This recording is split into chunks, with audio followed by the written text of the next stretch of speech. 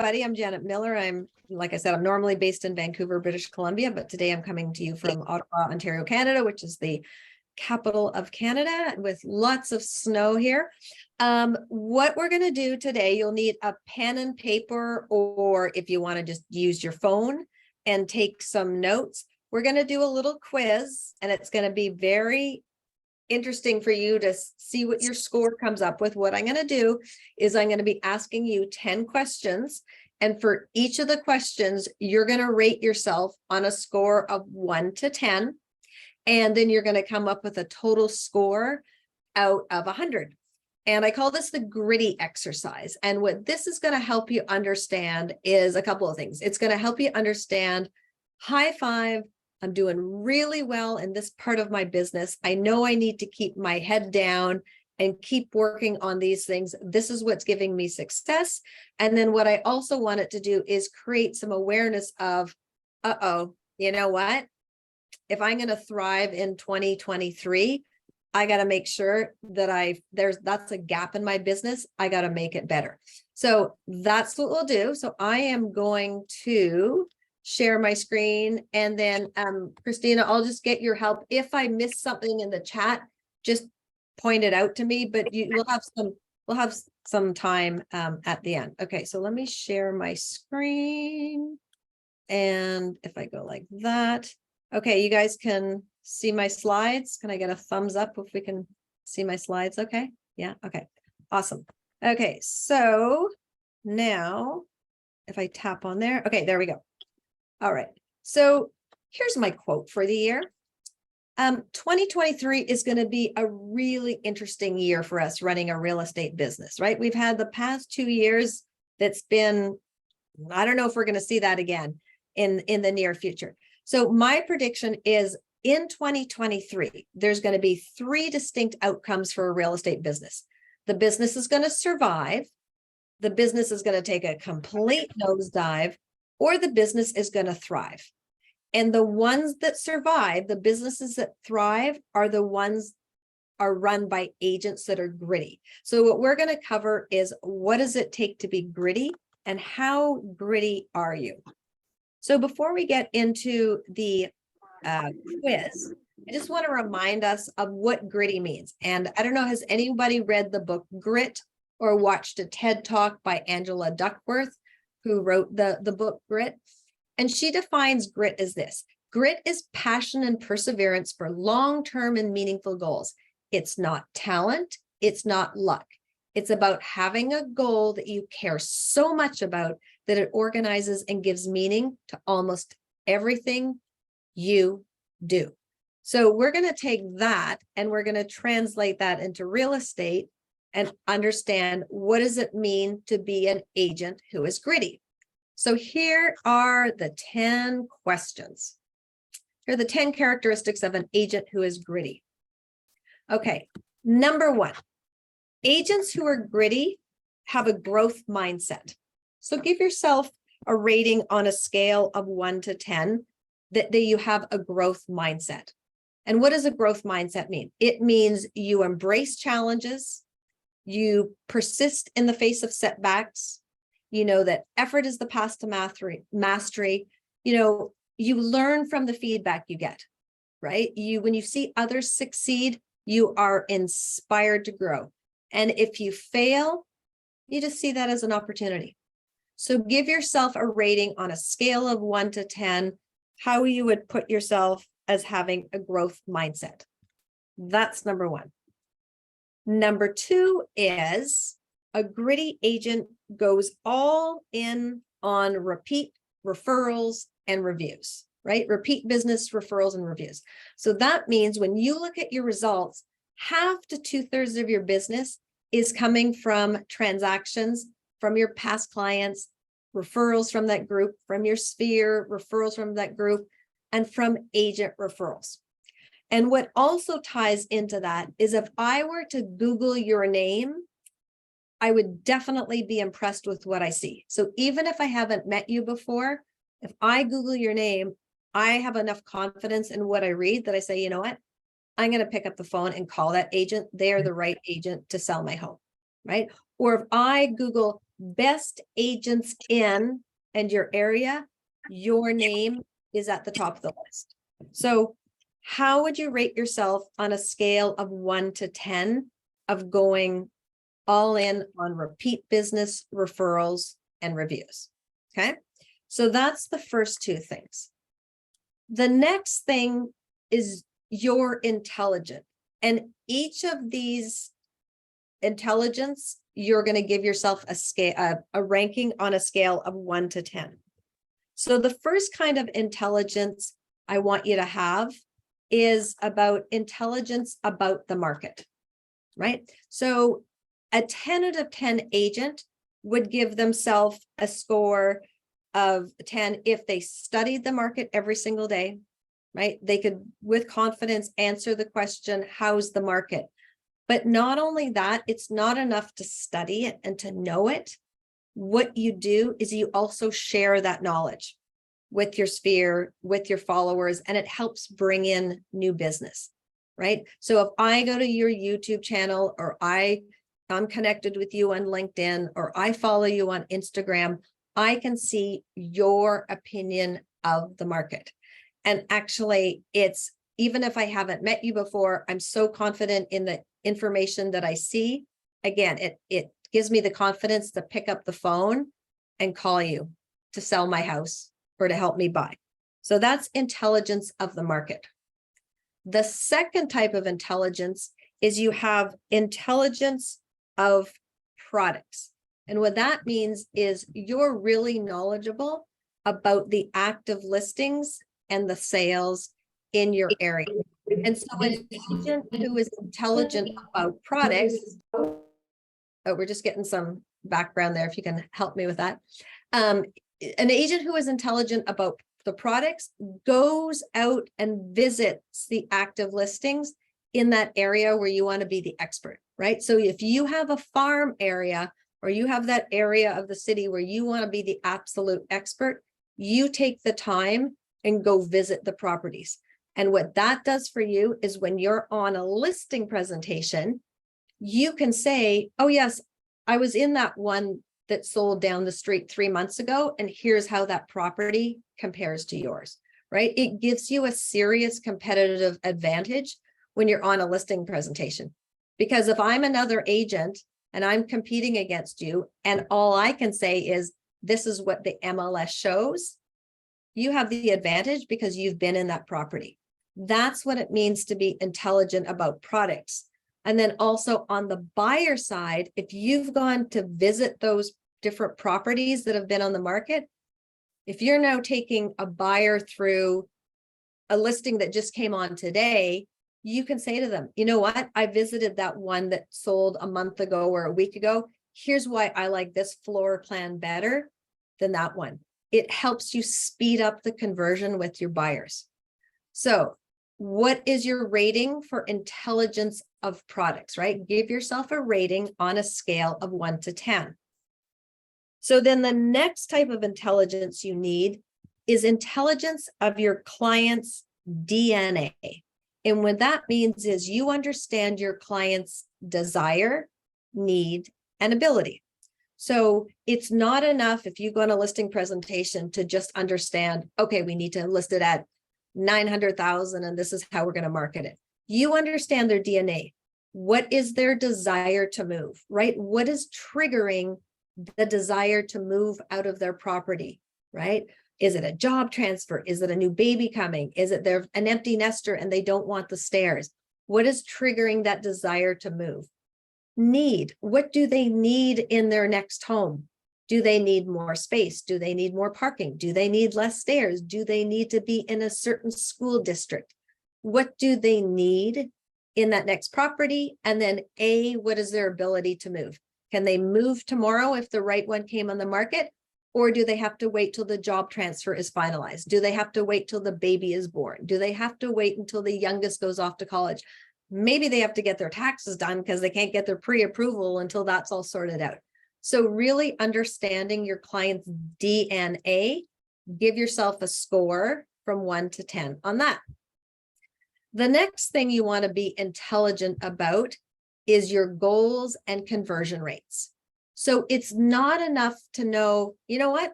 I want to do 36 transactions this year. I want it to be down to the level of, I want to do 22, 22 buyers and 14 sellers. If I want to put up 14 sold stickers, I've got to have 16 for sale signs in the ground. I've got to go on 32 listing appointments. That means I've got to go on 11 listing appointments by the end of this quarter. That means I've got to average about one per week. So you know your ultimate goal, but you can reverse engineer it to have targets for the number of listing appointments and buyer consultations you need to do every single week. That's what it means to be intelligent about your goals and your conversion rates. Okay. The last type of intelligence you need is you need to be intelligent about your profit situation, right? It's interesting in this industry, we put so much focus on GCI and total revenue, all these things. But guess what? At the end of the day, you don't live on gross, you live on what's left over, right? And so you have to be intelligent about the profit. So if you want to be intelligent about your profit position, you've got to know not only how much revenue you're bringing in each month, but you've got to know how much does it cost me to run my business? How much does it cost me to run my life?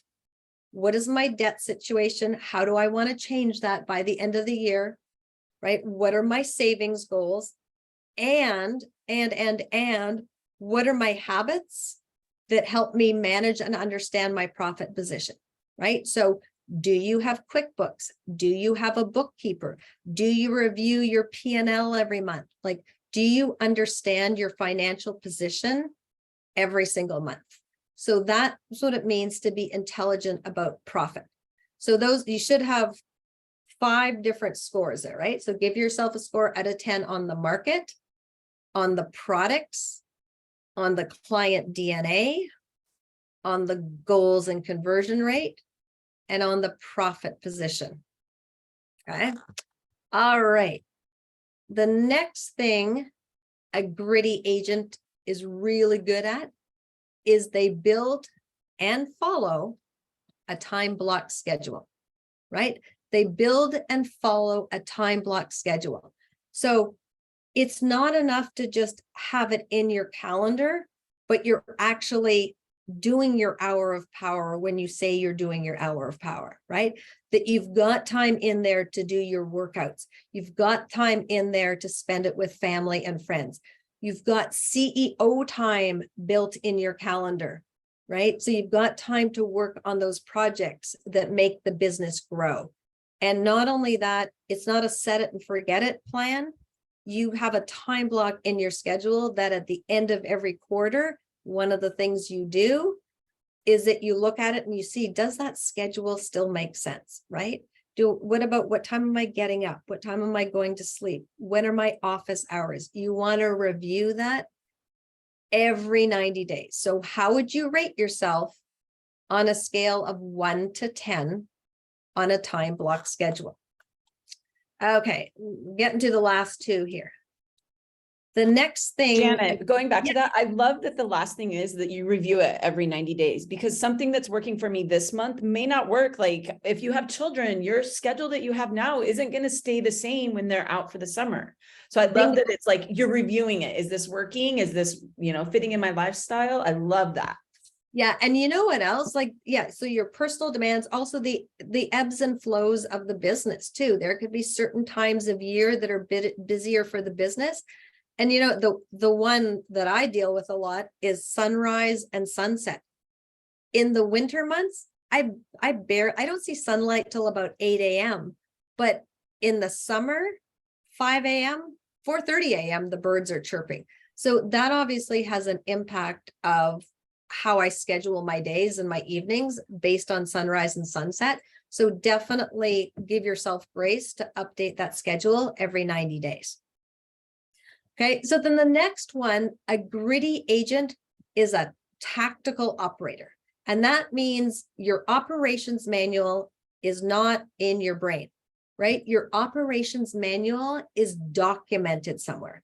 And the way to test this to see if you truly have an operations manual is to think about the following question. If you go on vacation, let's say I send you off to Hawaii for a couple of weeks or a month or whatever, and I say to you, not to worry, I will run your business, right? I know real estate, I know how to run a business. I just don't know how you do it. I just need, give me your operations manual so I know what to do when a buyer calls, when a seller calls, when a past client calls. What do you want me to do with your marketing? I need to have a document to follow. I need to have access to Asana or Monday or whatever system you're using, but somewhere it needs to be documented so I know what to do every day, every week, every month, because otherwise you and I are jumping on Zoom every single day of your vacation. So I can ask you my questions. Oh, and you're going to have to keep your cell phone on you, even if you're on a boat or at the beach or whatever, because I don't know what to do if I don't have an operations manual. So how much of a tactical operator are you? Okay, so that's the last letter T. So that's number 9. And then the last one that you're going to give yourself a score of 1 to 10 on is how well do you take care of yourself? Because a gritty agent knows that in order to take care of others, you've got to take care of yourself first. So they've got standards and they've got a plan around their meditation practices and working on their mindset, their standards and practices for exercise, for diet, and for sleep, right? How much water are you drinking every day? What are you drinking? What are you not drinking? What are you eating? What are you not eating? When do you get up in the morning? When do you go to bed at night? What's your routine for the last 30 minutes to an hour before it's lights out? When you get up in the morning, are you energized and ready to start the day? Are you hitting the snooze button and just like dreading getting out of bed? So gritty agents are very, very, very disciplined in terms of taking care of themselves, right? Like a handful of almonds and a Starbucks coffee is not a balanced meal. Like that sometimes can be the meal of a real estate agent, correct? And so you take care of yourself in terms of meditation and mindset, exercise, diet, and sleep. So those are the 10 things, right? Those are the 10 things. I've got them up here. So what I want you to do is add up your score. Okay, so I want you to add up growth mindset. What's your number? Repeat referrals and reviews. What's your number? Being intelligent about the market. Being intelligent about products. Being intelligent about your client's DNA. Knowing your goals and your conversion rates. Profit. Building and following a time block schedule. Being a tactical operator. And then the last one is you come first. So have you guys all added up your scores? Yes, can I get a thumbs up? You guys have added up your scores? Okay. All right. So what's the outcome? Now, what I want to say is what your score is going to tell you if you're going to thrive, survive, or nosedive. But here's what I want you to remember. It's not a prognosis. If you get a low score, it doesn't mean you're doomed for 2023. All it means is that you've got the knowledge of what the habits are that you need to work on that's going to take you up into that thrive level. Okay, so let's see here. 80 to 100, you're in the thrive category. 60 to 79, you're in the survive category. And less than 60, you're in the nosedive category right now. Okay, just right now. When I've done this exercise with over 100 agents now, and I've had people score as low as 27 and as high as like 87. And it's interesting, the person who scored 27, they're doing like 50 plus deals a year. So it's not like they're not doing business. It's just that they're doing it in a much more complicated way than they need to, right? They realize like they're neglecting their health. They're not taking care of themselves first. They don't have enough systems in place, right? So that's what I want you to remember about your score. So what I'd like to do in the last few minutes is help me understand. Let's do a little troubleshooting. What do you need to work on first? Probably have time for a couple of questions, right? What do you need to work on first? And let's talk about how we can get that score up. So I'm going to stop the share, just maximize this, and maybe just hit the raise. Yeah, unmute yourself, or if you have a question, you want to just drop it in the chat box. Yeah, And or just if like you're hit, here in the office and you have a question, just let me know and I'll ask her.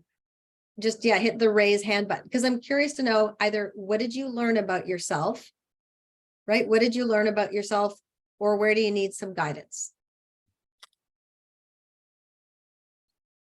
Who was in the thrive category? Who was in the survive category? Okay. Anybody right now in the nosedive category? Okay. So what questions do you have? Or Christina, what popped into your mind as I So went? the thing that I loved personally is the market knowledge, like sharing that, like all of us, you know, we get so much information, we follow so many different people, like, but we're not sharing that ourselves. And we always are stressing that, like, I may be following a bunch of people, but I'm following my colleagues. The people that are following me aren't following those people. So they're not getting that same information. They don't have KCM. They're not, you know, getting this good stuff.